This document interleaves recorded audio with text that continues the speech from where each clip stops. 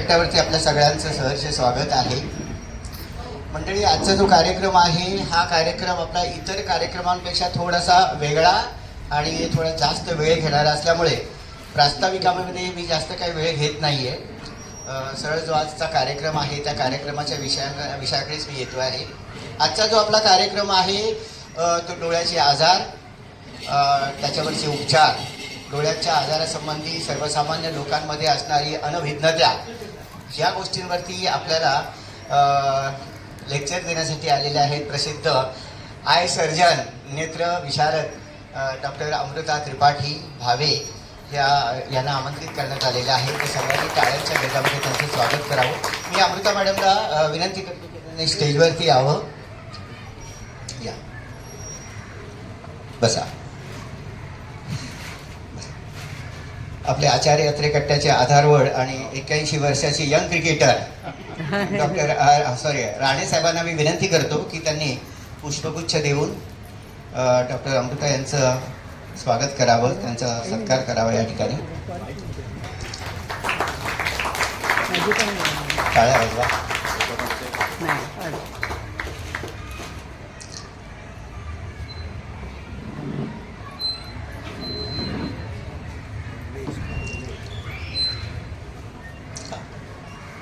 मला सुरुवात करण्या अगोदर मी डॉक्टर अमृता यांची थोडक्यात ओळख करून देतो. त्यांचं शिक्षण आणि त्यांनी आतापर्यंत केलेली प्रॅक्टिस यासंबंधी मी थोडक्यात माहिती एवढ्यासाठी देतो आहे की कार्यक्रम आपला मोठा आहे, जसं की मी पहिल्यांदाच सांगितलेलं आहे. कार्यक्रमाची रूपरेषा आपली अशी असणार आहे की साधारणतः आता 5:45 वाजल्यापासून 6:30 वाजेपर्यंत अमृता मॅडम आपल्याला डोळ्यांचे जे काही आजार असतील त्याच्यावरचे जे काही उपचार असतील आणि डायबिटीसमुळे होणारे आजार असतील म्हणा किंवा अन्य कोणत्याही गोष्टीमुळे आपल्याला सर्वसामान्य लोकांना तसं जर बघितलं तर डोळ्यांच्या आजाराबद्दल मोतीबिंदू पलीकडे किंवा त्याच्या पलीकडे फारशी काही माहिती नसते. परंतु त्यांच्या म्हणण्यानुसार बरेचसे असे आजार आहेत की ज्याच्याबद्दल आपल्याला अनभिज्ञता असते आणि त्याच्या उपचाराबद्दल पण असते. तर आज तेच आपल्याला या ठिकाणी मार्गदर्शन करण्यासाठी त्या या ठिकाणी आलेल्या आहेत. त्यांची थोडक्यात ओळख मी या ठिकाणी आपल्याला करून देतो. डॉक्टर अमृता त्रिपाठी यांचं पूर्वाश्रमीचं नाव अमृता भावे असं आहे. डॉक्टर अमृता यांचं बहुतांश शिक्षण हे पुणे या ठिकाणी झालेलं आहे, म्हणजे ते पुण्याच्याच आहे, कर्वे रोडच्या. त्यांचं शालेय शिक्षण SPN English medium school Pune या ठिकाणी झालेलं आहे. MBBSचं शिक्षण त्यांचं BJ medical college, government college जे आहे पुण्याचं, त्या ठिकाणी झालेलं आहे. त्यानंतर MA ऑफ्थेल्मॉलॉजी, मी परत एकदा मी बोलणार नाही कारण फार कठीण शब्द ऑफ्थेल्मॉलॉजी, नेत्रविज्ञान किंवा नेत्ररोगशास्त्र असं सुद्धा त्याला मराठीमध्ये म्हटलं जातं. तर ते सुद्धा त्यांनी BJ मेडिकल कॉलेजमधूनच केलेलं आहे. त्याच्यानंतर ट्रेनिंग इन फाको इमल्सिफिकेशन, बरोबर? आई परत बोलायला सांगू नका, मला शब्द फार कठीण आहे ते. म्हणजे याचा थोडक्यात मराठी अर्थ असा आहे की लेझरद्वारे मोतीबिंदू शस्त्रक्रिया हा जो ही काही गोष्ट आहे किंवा कॅट्रॅक्ट सर्जरी हे त्यांनी HV देसाई हॉस्पिटल पुणे या ठिकाणावरून त्यांनी त्याचं शिक्षण घेतलेलं आहे. त्यांचं शिक्षण सगळं संपल्यानंतर त्यांनी ज्या ज्या ठिकाणी प्रॅक्टिस केलेली आहे त्याच्यासंबंधी मी थोडक्यात माहिती तुम्हाला सांगतो. शिक्षण संपल्यानंतर 1 वर्ष त्यांनी MW Desai municipal hospital Malad या ठिकाणी 1 वर्ष कन्सल्टंट म्हणून काम केलेलं आहे. त्याच्यानंतर Vaishal Kenia eye hospital Santacruz west, बरोबर, सांताक्रूज वेस्ट याही ठिकाणी त्यांनी 1 वर्ष ॲज अ कन्सल्टंट म्हणून काम केलं आणि ते 2 वर्ष कन्सल्टन्सी केल्यानंतर 2017 साली त्यांनी स्वतःचं क्लिनिक, आरोग्यम जे क्लिनिक आहे ते 2017 साली आपल्या साई सदन बिल्डिंगच्या समोर जी बिल्डिंग आहे तर त्या बिल्डिंगचं नाव सहसा लोकांना माहिती नाही, अरियंत एन्क्लेव किंवा फाल्गुनी कोऑपरेटिव्ह सोसायटीच्या पहिल्या माळ्यावरती त्यांनी आणि त्यांचे मिस्टर डॉक्टर सुशील त्रिपाठी जे हार्टचे डॉक्टर, हार्ट स्पेशालिस्ट आहे, कार्डिओलॉजिस्ट, ज्यांचं 8-9 महिन्यापूर्वी आपल्या या ठिकाणी लेक्चर आपण आयोजित केलेलं होतं. त्याच वेळेला डॉक्टर मॅडमचं यांचंसुद्धा आपण केलं होतं, परंतु काही कारणास्तव त्यांच्या व्यक्तिगत कारणास्तव त्या येऊ नाही शकला त्यावेळेला. तर ती संधी आज आपल्याला मिळालेली आहे. तर त्या ठिकाणी त्यांचं स्वतःचं असं क्लिनिक आहे जे त्यांनी 2017 साली स्थापन केलं. त्याच्यानंतर 2022 साली त्यांनी दहिसर या ठिकाणी सुद्धा स्वतःचं क्लिनिक सुरू केलेलं आहे. अशा 2 ठिकाणी आता त्या कार्यरत आहेत. त्यानंतर असं आहे, तर आज ज्या विषयावरती त्या बोलणार आहेत साधारणतः ते विषय असे आहेत की डायबिटीसचे डोळ्यावर होणारे परिणाम, ग्लॉकोमा म्हणजेच काचबिंदू आणि मॉडर्न कॅटरॅक्ट सर्जरी ह्या 2-3 विषयावरती ते आपल्याला मार्गदर्शन करणार आहे. तर जास्त वेळ न घेता मी आता ह्या कार्यक्रमाची सूत्र मॅडमच्याच हातामध्ये देतो आहे. मॅडमला विनंती करतो की त्यांनी आता पुढे मार्गदर्शन करावं आम्हाला. थँक्यू. नमस्कार. आज या मंचावर मला यायला मिळाले, तुम्हा सर्वांशी एक इन्फॉर्मल संवाद साधता येत आहे, यासाठी मी आचार्य आत्रे कट्टा याचे आभार मानते आहे. स्पेशल थँक्स होकरकर साहेब यांना, कारण त्यांनी ह्याच्यामागे खूप कष्ट घेतलेले आहेत. तर आज मी जसं त्यांनी सांगितलं तसं पहिले आपण डायबिटीस आणि त्याचे डोळ्यावरती होणारे दुष्परिणाम याबद्दल पहिले बोलूया. तर डायबिटीसचं वाढतं प्रमाण सध्या आहे, म्हणजे आमच्या प्रॅक्टिसमध्ये ऑलमोस्ट 40-50% पेशंट्सना डायबिटीस आजकाल असतो. स्टॅटिस्टिकली बघितलं तर 10 ते 11% पॉप्युलेशन आत्ता इंडियामध्ये डायबेटिक आहे. तर जेवढं डायबिटीसचं प्रमाण वाढतं आहे तेवढं डायबिटीसमुळे होणाऱ्या डोळ्यावरती दुष्परिणामचं प्रमाणही वाढत चाललं आहे. तर हे दुष्परिणाम का होतात? तर सतत ब्लड शुगर लेवल जास्त असल्यामुळे रक्तवाहिन्या ज्या असतात पूर्ण शरीरातल्या, त्याच्या ज्या बाजूच्या पेरिसाइट्स नावाच्या काही सेल्स असतात त्या डॅमेज व्हायला लागतात, त्या मरायला लागतात. त्याच्यामुळे रक्तवाहिन्या ज्या असतात त्या फुटकळ होतात, फ्रजाईल होतात. थोड्या धक्क्याने त्या फुटू शकतात, त्याच्यातनं ब्लिडिंग होऊ शकतं, लिकेज होऊ शकतं. तर हेच जेव्हा डोळ्यामध्ये होतं तेव्हा रेटिनामध्ये ब्लिडिंग होणे, ज्याला रेटायनल हेमरेज म्हणतो. रेटिनाच्या समोरचं एक जेल जो असतो व्हिट्रियस जेल, त्याच्यामध्ये ब्लिडिंग होणे, ज्याला व्हिट्रियस हेमरेज म्हणतो. किंवा डायबेटिक मॅक्युलर इडिमा, म्हणजे मागे पाणी साचून रेटिनामध्ये नजर अचानक कमी होणे, हे सगळे आजार होऊ शकतात. तर ह्याच्यामुळे डायरेक्ट आपली विजन कमी होऊ शकते. तर पेशंटला काय सिम्पटम जाणवतात? तर वस्तू वेड्यावाकड्या दिसणे, किंवा एखादी आपण आता ट्यूबलाईट आपल्याला सरळ दिसते, जर त्याच्या मॅक्युलावर सूज असेल तर त्याला तो म्हणतो मला वेडीवाकडी दिसते.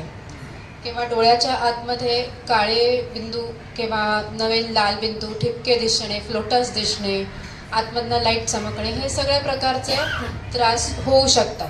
पण ह्या सगळ्या स्टेजेस खूप पुढच्या आहेत. तर आपल्याला डायबेटिक रेटिनोपॅथी स्क्रीनिंग करणं खूप आवश्यक आहे. तर हे स्क्रीनिंग कधी करावं? तर डायबिटीसचं तुमचा डायग्नोसिस झाला की पहिलं स्क्रीनिंग हे लगेच झालं पाहिजे, कारण तुमच्या शरीरामध्ये डायबेटिक चेंजेस ऑलरेडी चालू झालेले असतात आणि डायबिटीसचं डायग्नोसिस उशिरा होतं. त्यामुळे हे स्क्रीनिंग आधी करायला पाहिजे डायग्नोसिस झाल्या.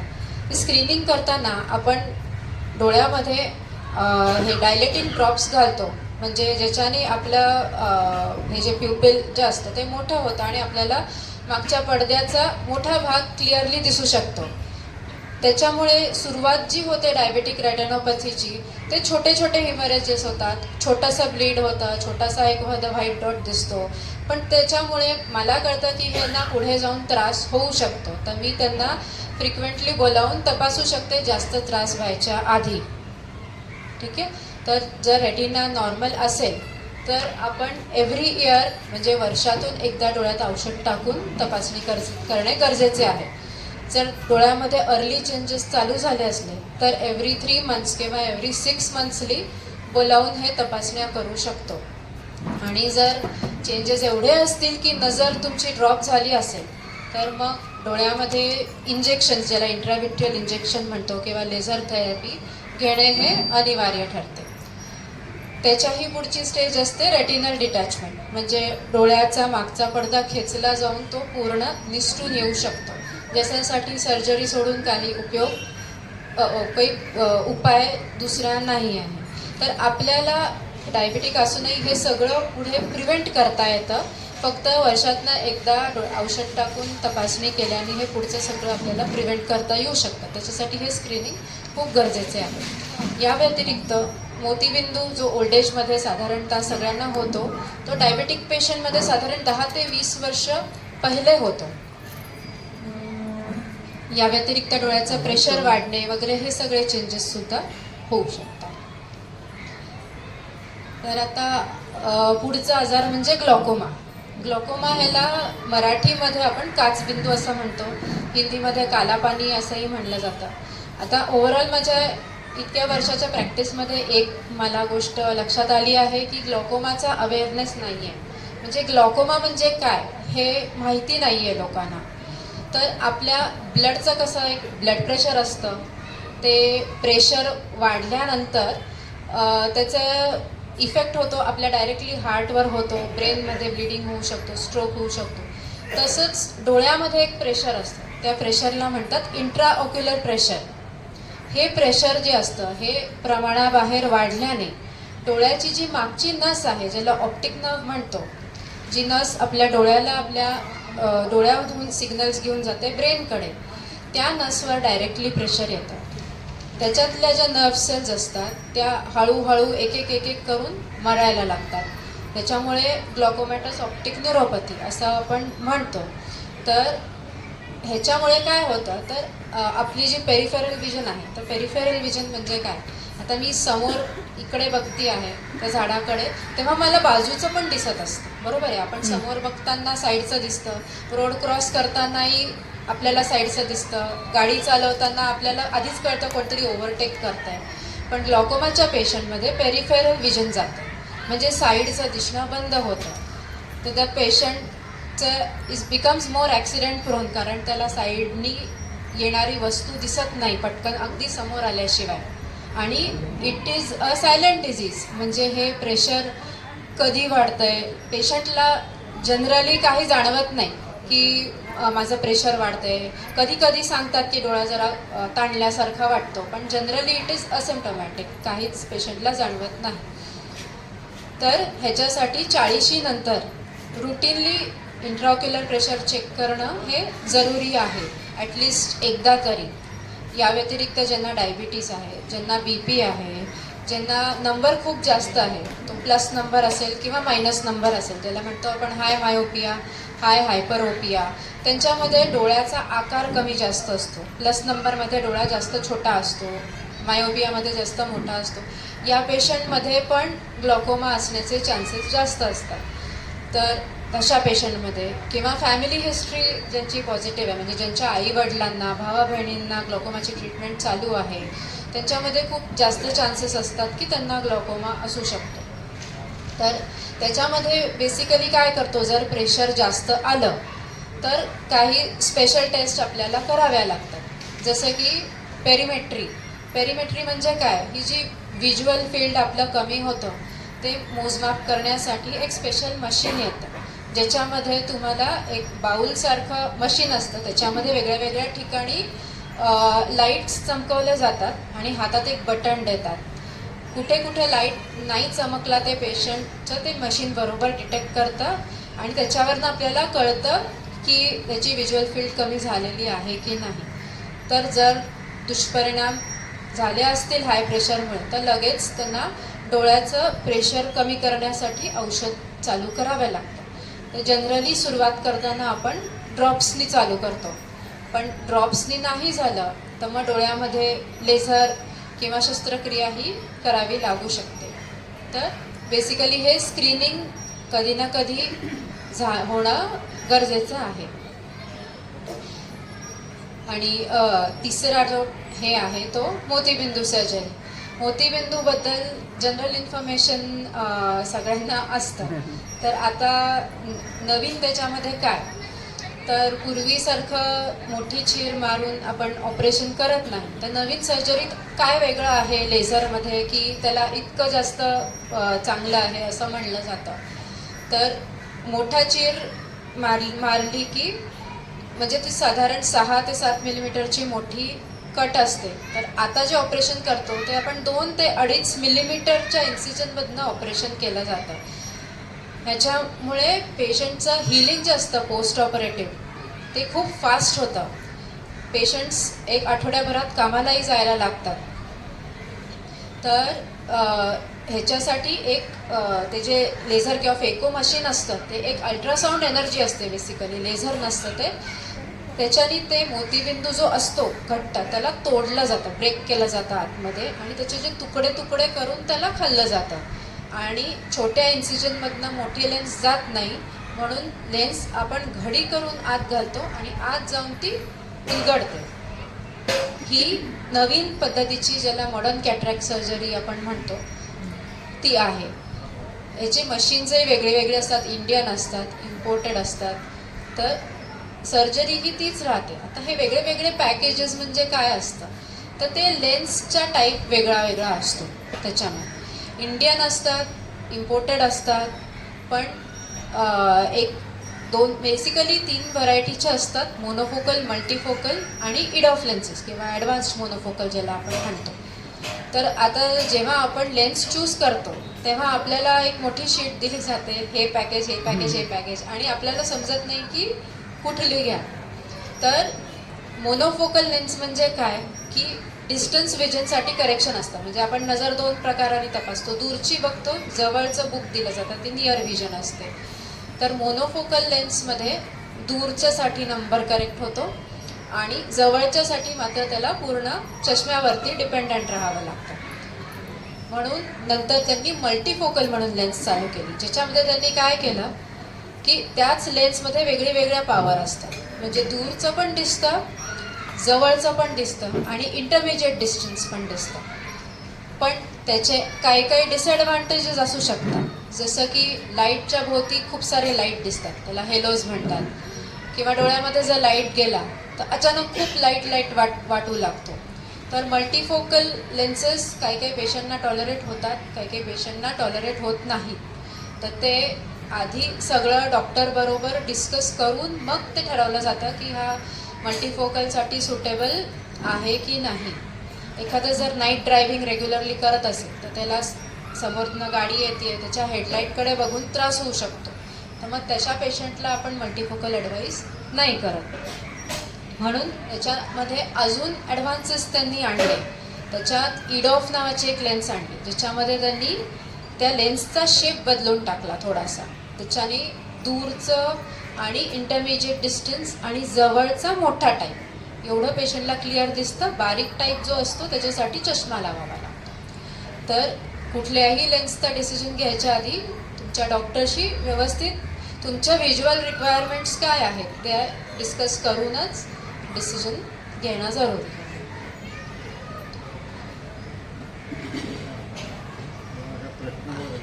काही प्रश्न असतील तर हां हां.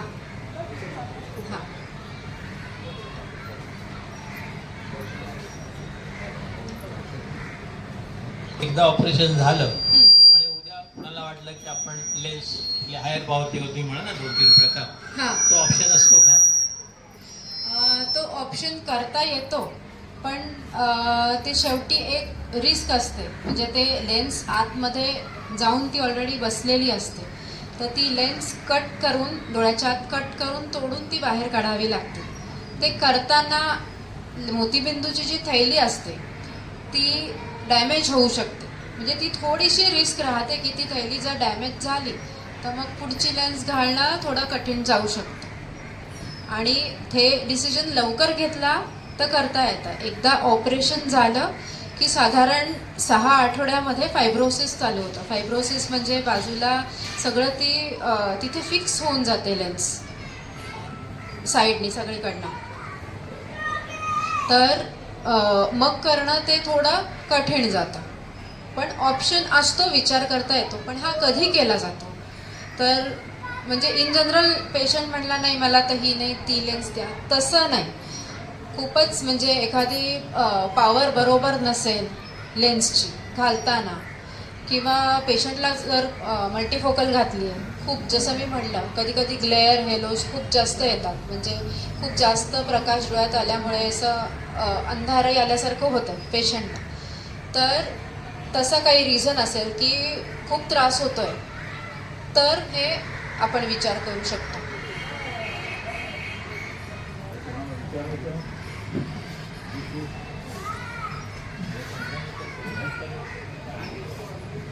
लेडीजमध्ये मी काय म्हणतो मॅडम, आता माझं कॅटरॅक्ट ऑपरेशन झालेलं आहे. त्यानंतर मी तुमच्याकडे चेकिंगला पण आलो होतो. हो, पण सतत असं वाचन वगैरे केलं की एक प्रकारचं पाणी तयार होतं डोळ्यात. आणि ते पाणी वाहतच सुद्धा, हां, मग वाचता वगैरे येत नाही. हां काही वेळेला डोळे बंद करून किंवा काही न करता थांबल्यानंतर ते बरं होतं. हां हा काय प्रकार आहे?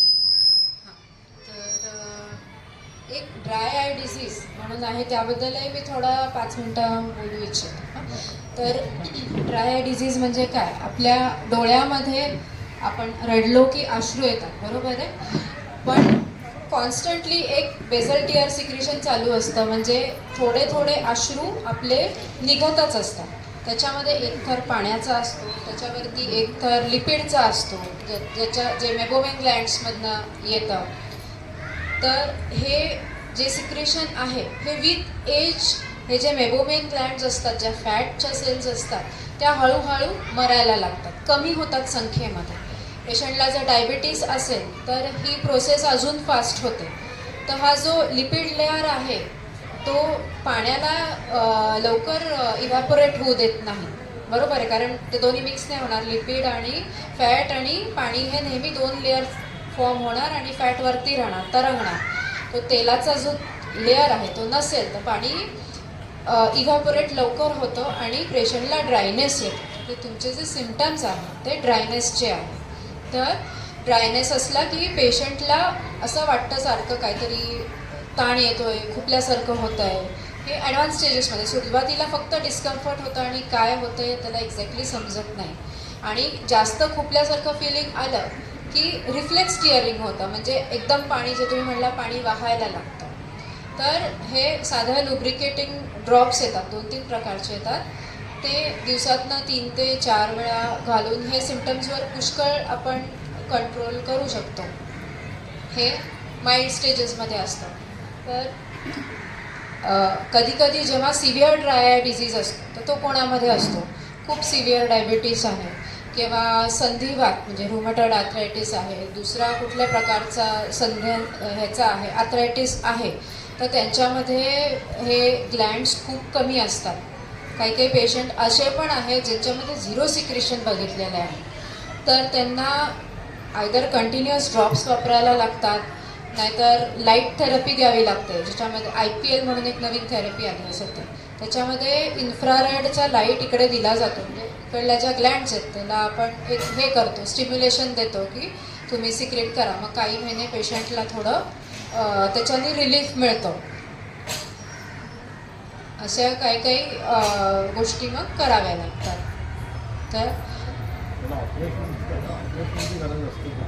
ड्राय आयला जनरली ऑपरेशन नाही लागत, ते ह्या ट्रीटमेंटवर होऊन जातं. म्हणजे ड्रॉप्स किंवा मग तुम्ही IPL थेरपी द्या किंवा लॅक्रिमल पंक्टम प्लग असतात, म्हणजे आपलं जे अश्रू निघून जातात नाकावाटे घशामध्ये, तिथे ब्लॉक केलं जातं, तिथे प्लग्स टाकून त्याला ब्लॉक करतो, म्हणजे जे पाणी येतं ते जास्त वेळ डोळ्यामध्ये राहतं, त्याचाही उपयोग होतो.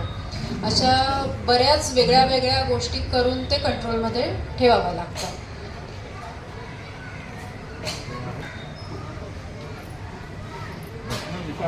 माहिती जास्त नाही. ऑपरेशन झालंय, पण आता झाले 2-3 वर्ष झाली. पण काही वेळेला असं आपल्या साईडने असा मच्छर जातो ना, तसा एक डाग फिरत असतो एकात दुसरा असा, ते एक असलं लक्षण आहे. एकदम छान प्रश्न तुम्ही विचारला, की एकदम छान दिसत असतं आणि अचानक वाटतं की काहीतरी फिरतंय सारखं, तर त्याला फ्लोटर असं म्हणतात.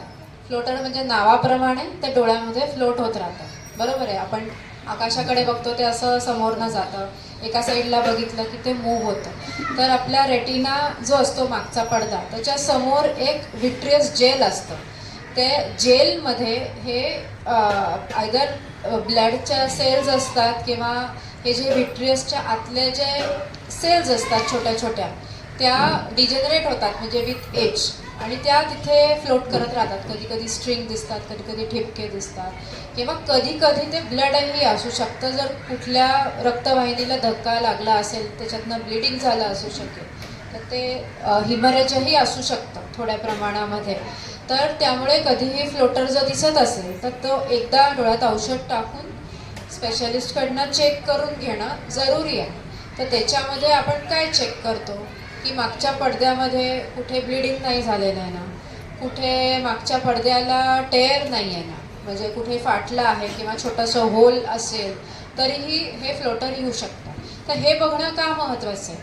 तर छोटासा टेअर किंवा होल असेल तर पुढे जाऊन तो मागचा पडदा रेटिना तिकडनं निसटू शकतो. म्हणजे ते जेलचं जे पाणी होतं ते त्या फटीतनं मागे जातं आणि त्या रेटिनाला तिकडनं उचलतं. तर त्याला आपण रेटिनल डिटॅचमेंट असं म्हणतो, ज्याच्याने अचानक नजर कमी होऊ शकते. तर टेअर किंवा होल जर दिसलं तर त्याला लेझरने सील करावं लागतं. म्हणजे त्याच्यामध्ये पाणी जाऊन तो पडदा निसटणार नाही. तर बेसिकली जर फ्लोटर असेल तर एकदा चेक करणं जरुरी आहे. जर काही प्रॉब्लेम नाही निघाला तर मग ते इग्नोर करायचं. आणि जर अचानक फ्लोटर आले मात्र, आता एक फ्लोटर आहे, उद्या उठून मला एकदम 5, 6, 7 फ्लोटर दिसायला, मग ती वॉर्निंग साईन असते की काहीतरी गडबड आहे. मग ते निग्लेक्ट नाही करायचं, ते दाखवायला लगेच दाखवणं गरजेचं आहे. लहान मूल जन्माला वगैरे येतं तेव्हा त्यांना चांगलं दिसतं ओके मुलांना, पण काही वेळा एकाएकी अंधत्व येतं. त्याचं काय कारण असतं डोळ्यावर? म्हणजे Blindness. एक्झाम्पल सुरुवात काही वेळा जन्मानेच आंधळे असतात. हो, काही लोक सुरुवातीला त्यांना दिसतं आणि हळूहळू त्यांची दृष्टी कमी होत जाते. हां अशा पुष्कळ केसेस आहेत ते. हां. पण याची कारणं काय असू शकतात? याची कारणं अनेक असू शकतात. म्हणजे कॉर्नियापासून रेटिनापर्यंत प्रत्येक लेअरमध्ये प्रॉब्लेम असू शकतो. तर मागच्या पडद्याच्या आजारांमध्ये ज्याला रेटिनायटिस पिगमेंटोजा म्हणून म्हणतात, तर रात अंधळेपणा जर तुम्ही ऐकला असेल तर हा एक ह्याला अजून क्युअर सापडलेला नाही आहे. त्यांना रिसर्च पुष्कळ चालू आहे. ह्याच्यामध्ये मागच्या पडद्याचे जे मेन सेल्स असतात रॉड्स, ते हळूहळू खराब व्हायला लागतात. आणि सुरुवातीला विजन चांगली असते, मग एक 8-10 वर्षापर्यंत जसं पेरिफेरल विजनच पहिले अफेक्ट होते, म्हणजे बाजूबाजूनी दिसणं बंद होतं. हळूहळू टनेल विजन येते, म्हणजे फक्त समोरचं दिसतं, साईडचं दिसणं बंद होतं आणि हळूहळू पूर्ण 30-40 वेळापर्यंत पूर्ण ब्लाइंडनेस होतं. तर हे एक आहे रेटिनायटिस पिगमेंटोसा. किंवा जेनेटिक काही कारणं असू शकतात ज्याच्याने रेटिना पेशंटचा खराब आहे. कॅटरॅक्ट असू शकतात. कॅटरॅक्ट फक्त मोठ्या वयामध्ये नसतात, हे अगदी बालपणापासूनही कॅटरॅक्ट असू शकतात. ते डोळ्यात औषध टाकून चेक केल्यावरती मग समजतं. बेसिकली कसं असतं, मूल जेव्हा जन्माला येतं ते पहिल्या दिवसापासून ते तुमच्याकडे नीट म्हणजे गेज नसते त्याला, म्हणजे एक नजर स्थिर नसते. ती नजर स्थिर व्हायला काही आठवडे लागतात. तर ते मूल बघतंय ना, गेज करतंय ना, साधारण 3 महिन्याला ते आईकडे बघून, घरच्यांकडे बघून थोडंसं स्माईल करायला लागतं. तर हे सगळ्या गोष्टी बघणं जरुरी आहे. हे जर नाही करत आहे तर काहीतरी प्रॉब्लेम आहे, मग लगेच डोळे तपासून घेणे गरजेचं आहे.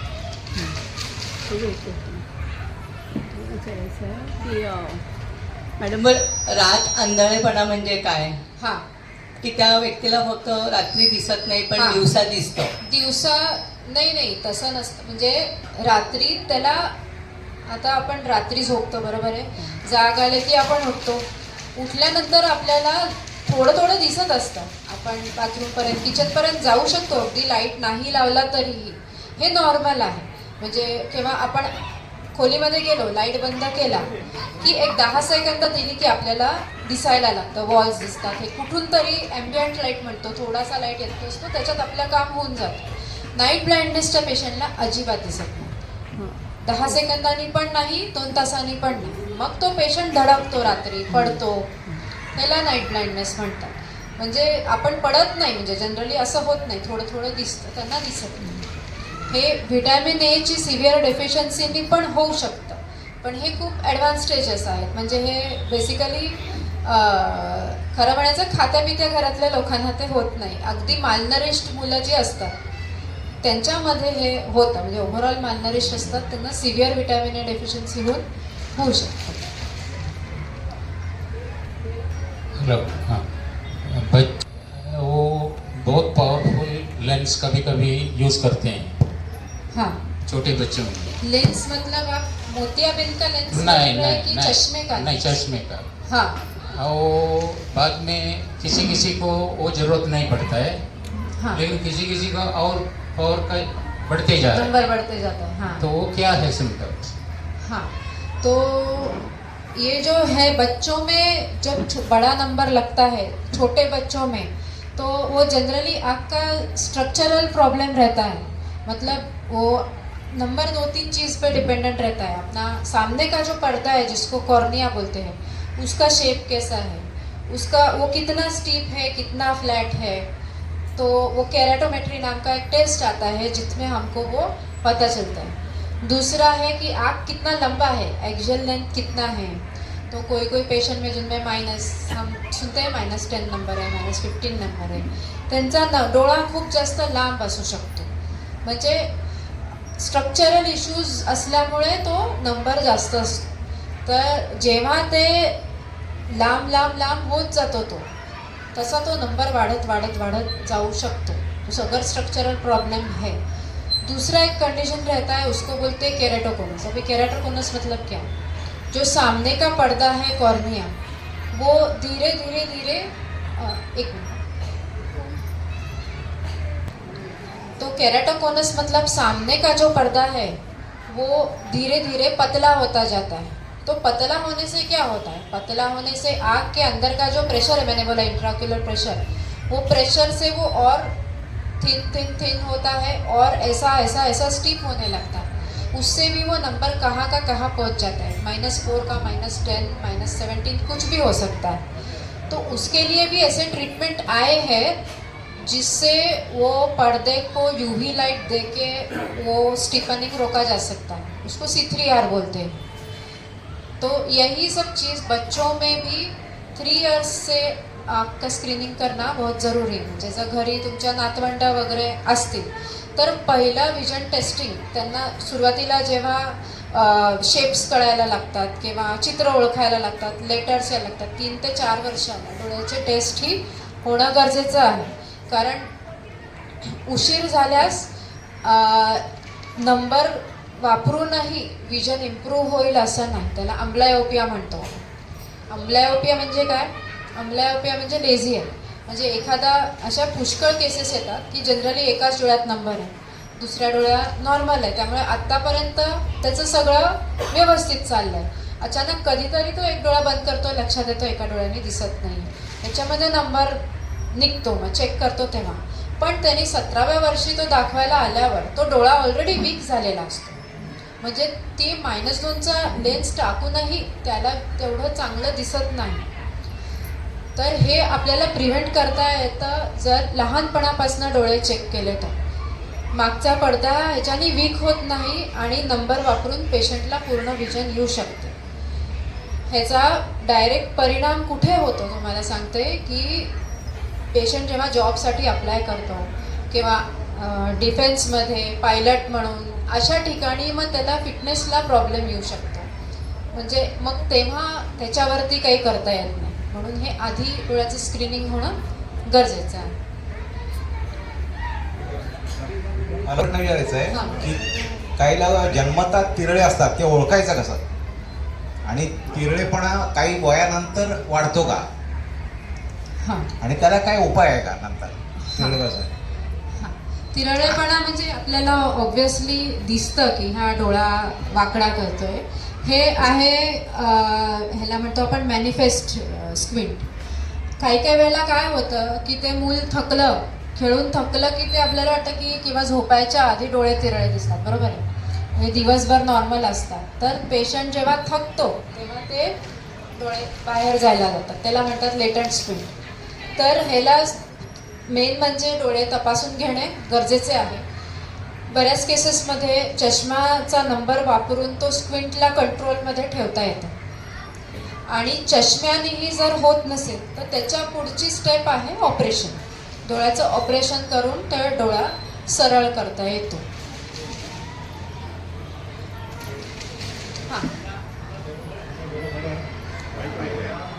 हॅलो, हां, मला एक विचारायचं आहे, डोळ्याची जनरल काळजी ही जे काही डॉक्टर सांगतात की थंड पाण्याने रोज हे करायचं, काही हॉट म्हणजे गरम पाण्याने शेकायचं, तर याच्यात काय असतं आणि ते कसं करायचं? हां, तर मेन म्हणजे आपण रोज सकाळी उठताना तोंड धुतो, तर आपल्याला लहानपणापासून ती सवय लावलेली असते की डोळे, म्हणजे मला तरी होती लहानपणापासून, डोळ्याला चिपड आलंय ते क्लीन करून घे पाण्याने, तर दॅट मच इज इनफ. त्याच्यावरती स्पेशल काही गरम पाणी गार पाणी हे करायची गरज नाही. जेव्हा आपल्याला वॉर्म फॉर्मेंटेशन वगैरे सांगितलं जातं, हॉट फॉर्मेंटेशन, तर जे क्रॉनिक ड्राय आहे ज्याच्याबद्दल मी थोड्या वेळापूर्वी बोलले की हॉट फॉर्मेंटेशन दिल्याने ते ज्या आपल्या मेबोमियन ग्लँड्स असतात ज्याच्यामध्ये फॅट्स, मी म्हणलं ना टिअर्समध्ये फॅट येतात, त्याचं सिक्रेशन चांगलं होतं. त्यामुळे ड्राय आयचे सिम्पटम जे असतात ते तुमचे सुधारू शकतात.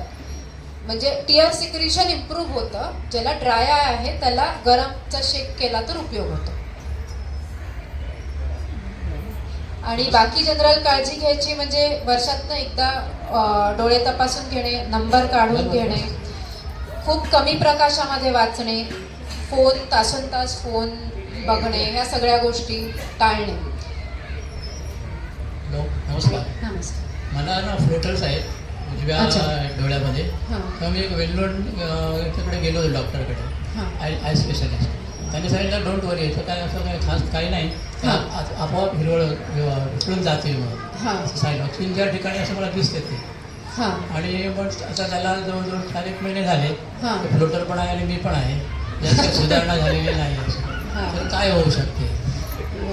तुम्हाला डायबिटीस वगैरे आहे का? नाही, डायबिटीस सगळे रिझल्ट आहेत ना ते नॉर्मल येतात आणि हां. काही सापडत नाही, काय माहीत नाही कसं काय. हां. तर ते बेसिकली जसं तुम्ही म्हणलात, मी पण आहे, फ्लोटर पण आहे, तर त्याच्याबरोबर राहायला शिकायचं एवढंच. त्याला 50% पॉप्युलेशनला फ्लोटर्स असतात.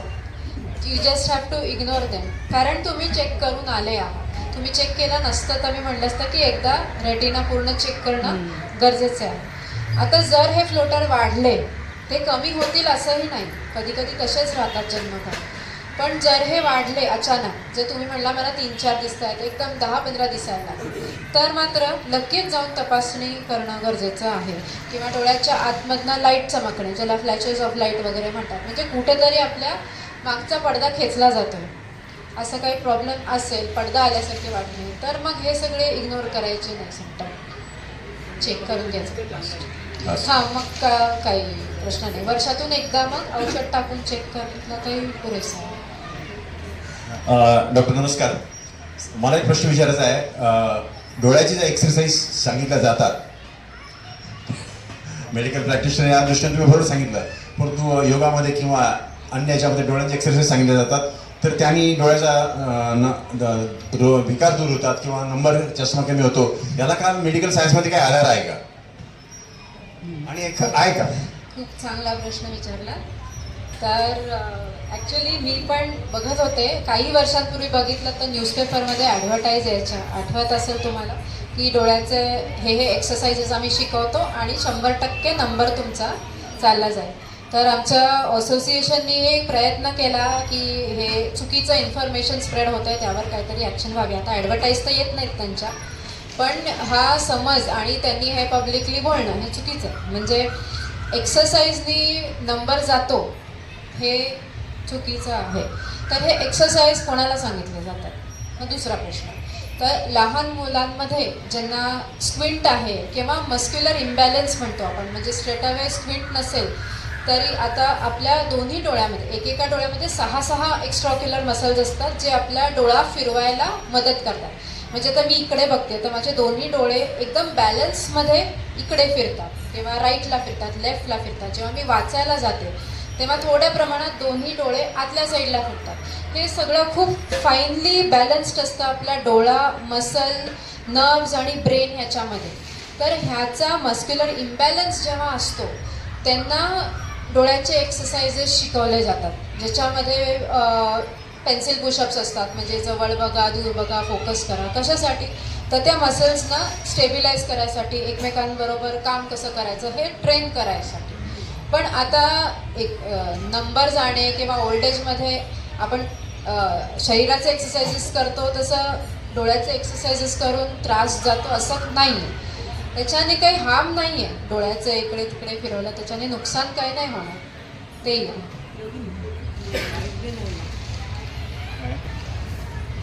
हल्ली मुलं जी आय टीमध्ये काम करतात ती अगदी दिवस रात्र त्या कॉम्प्युटरसमोर बसलेली असतात, तर त्यांनी डोळ्यांची विशेष काळजी काय घ्यावी? खूपच चांगला प्रश्न. म्हणजे प्रत्येक पेशंट 10 मिनटं आमचे ह्याच्यावर जातात.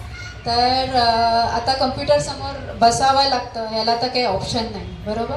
काही खूप सिम्पल गोष्टी फॉलो केल्या तरी डोळ्याला त्रास होणार नाही.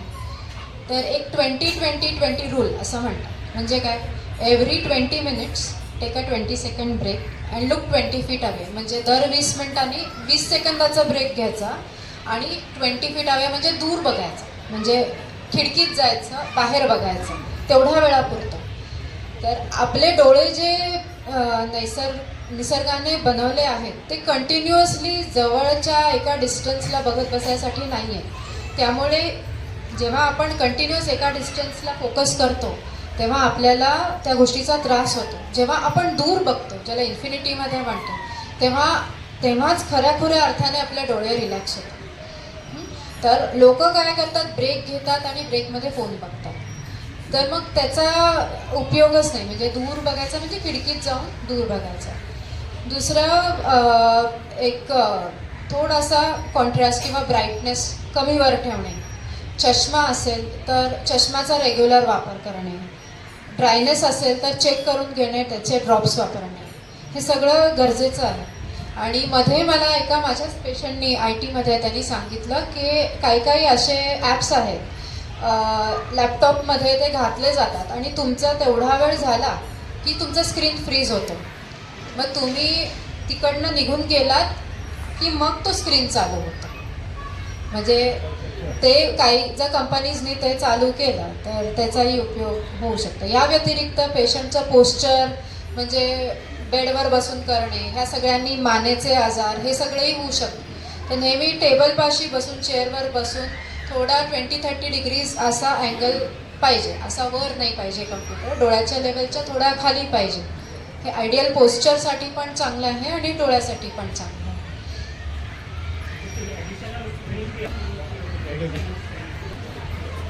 नाही, मला असा प्रश्न नाही समजला.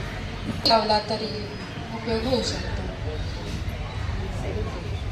माझा एक कॉमन प्रश्न असा आहे की आपला मृत्यूनंतर आपण डोळे दान करतो, की काय त्याच्यात म्हणजे दृष्टी कशी टिकवायला मिळते? तुम्ही ॲक्च्युली माईकवर बोललात तर बाकीचे नाही क्वेश्चन. तर आपण मृत्यूनंतर आपण म्हणतो की आपले डोळे दान करून दुसरा कोणाला तरी दृष्टी मिळावी. त्या बाबतीत आम्हाला विशेष काही माहिती नाही, कसं घडतं हो. आणि ते असं केलं तर फायदेशीर आहे का, त्याला खरोखर दृष्टी मिळू शकते काय, म्हणते की ते how long it can last. तर ह्यांनी आय डोनेशनबद्दल खूप चांगला प्रश्न सांगला. तर बेसिकली आय डोनेशनमध्ये कुठला टिश्यू डोळ्याचा वापरला जातो, तर डोळ्याचा जो समोरचा पडदा आहे ज्याला कॉर्निया म्हणतो, तो बेसिकली तो कट करून, ज्याला कॉर्नियल ब्लाइंडनेस आहे म्हणजे ज्याला समोरचा पडदा ज्या पेशंटचा खराब झाला आहे त्याचा आय बँक्सकडे किंवा डॉक्टर्सकडे रजिस्टर ठेवलं जातं. म्हणजे अशा पेशंट्सची नावं, फोन नंबर, ॲड्रेस सगळं लिहिलेलं असतं. जेव्हा कॉर्निया अवेलेबल होतो तेव्हा त्या पेशंटला फोन करून ऑपरेशनसाठी बोलवलं जातं आणि लवकरात लवकर ते प्रत्यारोपण केलं जातं. म्हणजे त्याचा जो खराब कॉर्निया आहे तो कट करून काढला जातो आणि जो डोनर कॉर्निया आहे तो त्याच्यावरती तो ॲक्च्युअली स्टिच केला जातो. तर ह्याचा पेशंटला खूप फायदा होतो. एखाद्याला जर पूर्ण म्हणजे तुम्ही बघितलं असेल पूर्ण पांढरा पडलेला डोळा आहे तर दॅट इज कॉर्नियल ब्लाइंडनेस. ज्याला काहीच दिसत नाही त्याला जरी समोरच्या या खुर्च्या चेहरे दिसायला लागले, अगदी फाईन प्रिंट नाही वाचता आलं तरी चालेल, पण त्याला एक वर्किंग व्हिजन मिळतं. म्हणजे तो इंडिपेंडंट होऊ शकतो, आपलं वावरू शकतो, आपली कामं स्वतः करू शकतो. हेही त्या पेशंटसाठी खूप मोठं असतं. त्यामुळे कधीही ऑर्गन डोनेशन, आय डोनेशन ह्याच्यापासून कधी मागे फिरू नये, जरूर सगळ्यांनी करावं. त्याचा प्रोसिजर म्हणलं तर काही आय बँक्समध्ये फॉर्म्स येतात की ते लिहून घेतात तुमच्याकडनं तुम्हाला डोनेशन आहे का. पण त्याच्यापेक्षाही महत्त्वाचं आहे की तुमचे जे फॅमिली आहे त्यांना सांगून ठेवणं की मला आय डोनेशन करायचं आहे. कारण ती त्यांची जबाबदारी असते. ती आय बँकला फोन करून इन्फॉर्म करायचं की तुम्ही येऊन कॉर्निया रिट्रीव्ह करून जा.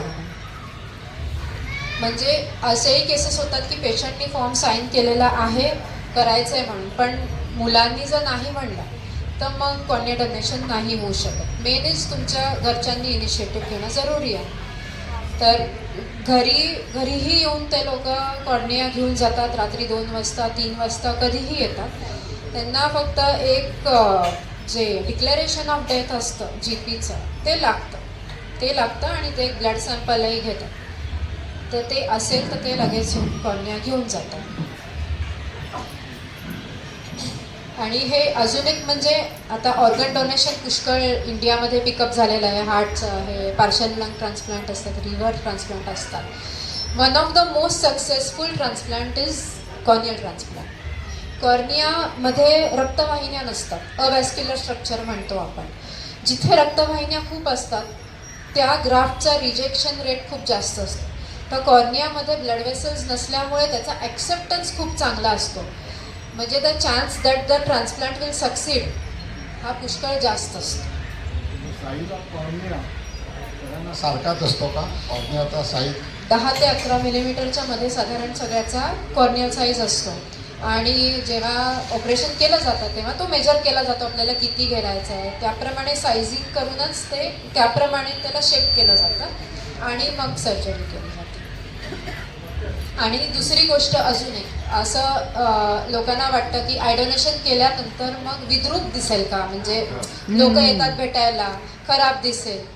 तर 2 प्रकारांनी बेसिकली होतं. काही आय बँक्समध्ये ते फक्त कॉर्निया कट करून नेतात, काही आय बँक्समध्ये पूर्ण आयबॉल काढून नेतात. पण तो नंतर आतमध्ये कापूस वगैरे घालून ते ब्लिडिंग स्टॉप करून ते आयलिड्सना स्टिच केलं जातं. तुम्हाला बाहेरनं कळणारही नाही की पेशंटनी आय डोनेशन केलं नाही.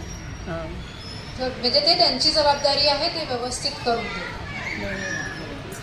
Doctor, diabetic patients are not supposed to, or they are not permitted to give donation. नाही, असं काहीच नाही आहे. नाही देऊ शकतात. कोणामध्ये कॉन्ट्राइंडिकेटेड आहे म्हणजे कॅन्सर पेशंट असतील किंवा काही इन्फेक्शस आजार असतील तर तो कॉर्निया आपण दुसऱ्यामध्ये इन्फेक्शननी काही झाली असेल, TB असेल, दुसरा काही आजार असेल तर ते कॉर्निया आपण दुसऱ्याला नाही लावू शकत. हां, कॅन्सर असेल तरीही नाही लावू शकत. किंवा ॲक्सिडेंट केस असेल तर ते पोलीसचं क्लिअरन्स झाल्यानंतर करतात. पण डायबिटीस हे कॉन्ट्राइंडिकेशन नाही. आणि जरीही तो अजून एक गोष्ट म्हणजे तुमचं डोनेशन कधी वेस्ट जात नाही. जरीही तो कॉर्निया दुसऱ्या पेशंटला नाही वापरता आला तरी तो मेडिकल कॉलेजमध्ये रिसर्चसाठी वापरला जातो. म्हणजे कुठे ना कुठे त्याचा उपयोग होतो. स्टॅटिस्टिक अवेलेबल आहे का? ते फाईंड करायला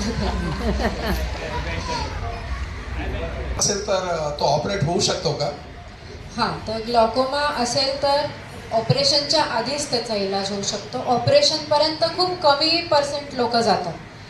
मोस्ट ऑफ द ग्लॉकोमास जे आहेत ते आय ड्रॉप्सनी मॅनेज करता येतात. आय ड्रॉप्सही आता खूप चांगले निघाले आहेत. 4-5 पद्धतीचे आय ड्रॉप आहेत ज्यांना एका औषधाने होत नाही, त्यांना 2-3 मेडिसिन देऊनही कंट्रोलमध्ये ठेवलं जातं. जर ते नाही झालं तर मग पुढे ऑपरेशनचा विचार केला जातो. ते ऑपरेशनमध्येही नवीन पुष्कळ प्रकार आलेले आहे ज्याच्यामध्ये छोटे ट्यूब वगैरे घालूनही प्रेशर कमी करता येतं. त्याला मिक्स म्हणतात, minimally invasive glaucoma surgery. Doctor, मला एक प्रश्न विचारायचा आहे. काही रुग्ण असे असतात की आपली नेत्र उघडणार होते ना, तर काही पेशंटला जर पापडी खाली पडली तर उचलतच नाही वरती. हा कशा रोग आहे? हां, तर ते डिपेंड्स. ते जनरली हे मसल पॅरालिसिस म्हणजे नर्वचा पॅरालिसिस असू शकतो ज्याच्यामुळे म्हणजे कधी पेशंटला स्ट्रोकही असू शकतो. बरोबर, म्हणजे अर्ध अंग पण हलत नाही आहे, त्याबरोबर डोळाही वर उचलला जातो किंवा फक्त चेहऱ्यालाही असू शकतं फेशियल नर्व्ह पॅल्सी. दुसरं टोसिस म्हणतात त्याला, म्हणजे ज्याच्यामध्ये इथले जे स्नायू असतात पापणीचे ते स्नायू वीक असतात. ते जर असेल तर त्याच्यासाठी ऑपरेशननी त्या पापणीला वर आणता येतं ऑपरेशन करून. हॅलो मंडळी, डोळ्यांच्या संदर्भातले अनेक प्रश्न आहेत. डॉक्टर अमृत त्रिपाठींनी आपल्या परीने सर्वांचं शंकांचं निरसन करण्याचा प्रयत्न केला आहे.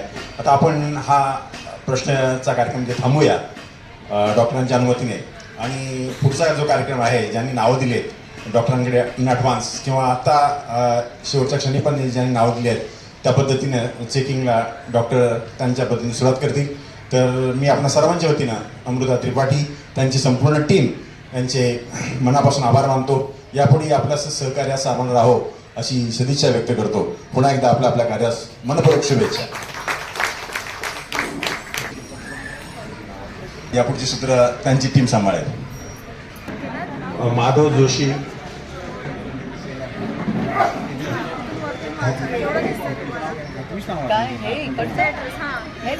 नंतर दीपक वामन शिंदे. हां, आगे पुढे येऊन बसा. आणि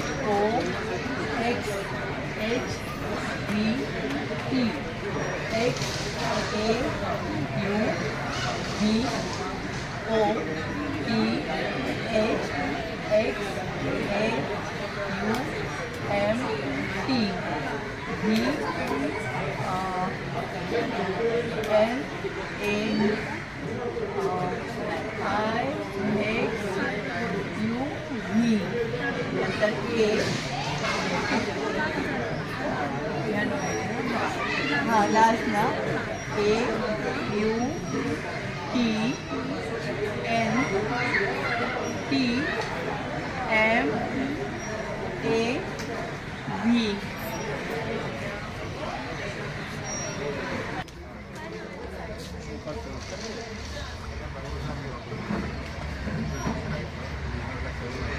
रुपाली पाटील,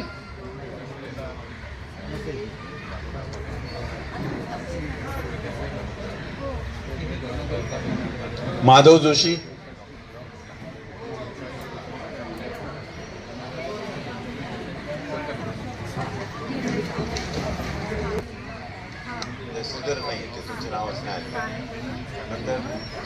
दीपक शिंदे,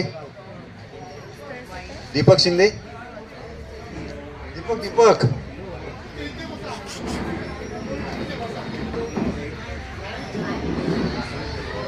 चंद्रशेखर म्हात्रे,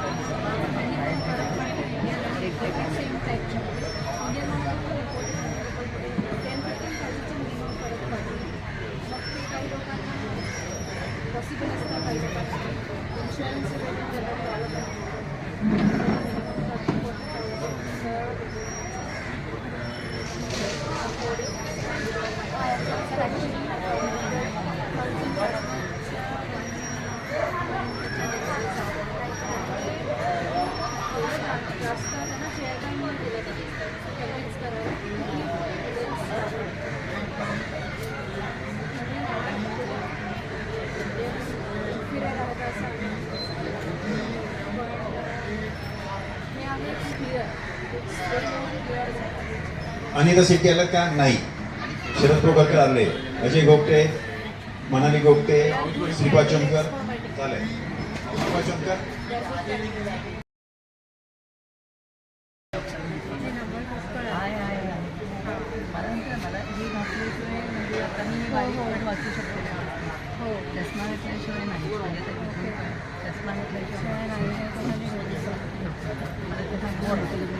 मोतीबिंदू वाटतंय सुरुवातीला ते डायलेक्ट करून एकदा बघून घेऊ. ते डायलेक्ट केलं एक्झॅक्ट रेडिंग आपल्याला आया रिपोर्ट लगेच इथेच आहे. रिपोर्ट यांच्याकडे लगेच हां हेझी आले हे कॅटरॅक्ट हेझीनेस आहे ना.